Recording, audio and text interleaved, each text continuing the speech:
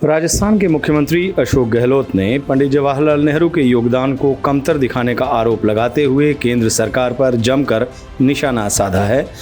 उन्होंने कहा है कि इसका खामियाजा भाजपा सरकार को भुगतना पड़ेगा। पंडित जवाहरलाल नेहरू आज़ादी की लड़ाई के दौरान 9 बार जेल गए। आने वाले समय में देश मोदी सरकार को सबक सिखाएगा। मुख्यमंत्री गहलोत ने एक पत्र के साथ ट्वीट करते हुए लिखा कि अपना तन मन धन एवं जीवन देश की आज़ादी की लड़ाई लड़ने एवं आधुनिक भारत की नींव रखने के लिए लगा देने वाले पंडित नेहरू के योगदान को कमतर दिखाने के कुप्रयास का खामियाजा भाजपा सरकार को भुगतना पड़ेगा।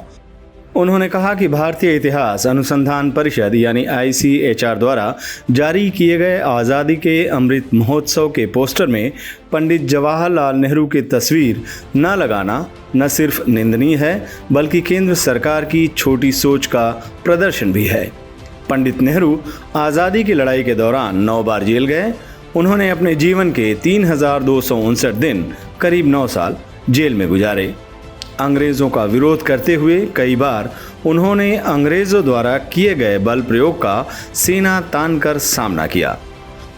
मुख्यमंत्री अशोक गहलोत ने कहा कि जहां विनायक दामोदर सावरकर ने जेल जाने के 1 साल बाद में ही अंग्रेज़ों से माफ़ी मांगनी शुरू कर दिया था और कुल 6 बार माफ़ी मांगी एवं जेल से रिहा होने के बाद ब्रिटिश एजेंट बनकर काम किया, वहीं पंडित नेहरू फौलाद की तरह अंग्रेज़ों के सामने खड़े रहे और भारत को आज़ादी दिलाकर अपना संकल्प पूरा किया। सीएम गहलोत ने कहा कि नेहरू ने भारत ही नहीं विश्व पटल पर भी भारत की आज़ादी की बात मजबूती से रखी। भारत के सबसे अमीर परिवारों में से एक नेहरू परिवार के सदस्य जवाहरलाल नेहरू ने अपने देश की खातिर सारी सुख सुविधाओं का त्याग कर अपना जीवन देश के लिए समर्पित कर दिया।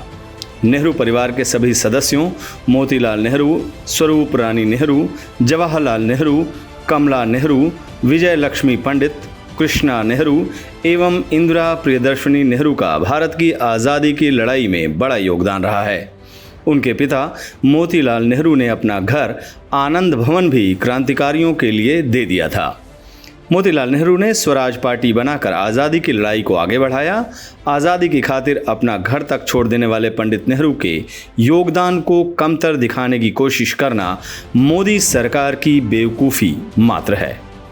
मुख्यमंत्री अशोक गहलोत ने कहा कि जब सुभाष चंद्र बोस की आज़ाद हिंद फौज INA के 3 प्रमुख कमांडरों सहगल, ढिल्लन और शाहनवाज पर अंग्रेज़ों ने मुकदमा चलाया तो नेहरू ने पूरे देश में इनके समर्थन के लिए कैंपेन चलाया और INA डिफेंस कमेटी बनाई। नेहरू ने अन्य वकीलों के साथ मिलकर लाल किले में वकालत करते हुए इनका मुकदमा लड़ा और आज़ाद हिंद फौज के सैनिकों के मृत्यु दंड को माफ़ करवाया, जबकि विनायक दामोदर सावरकर ने आज़ाद हिंद फौज के खिलाफ ब्रिटिश सरकार की तरफ से लड़ने के लिए युवाओं को ब्रिटिश फौज में भर्ती करवाया।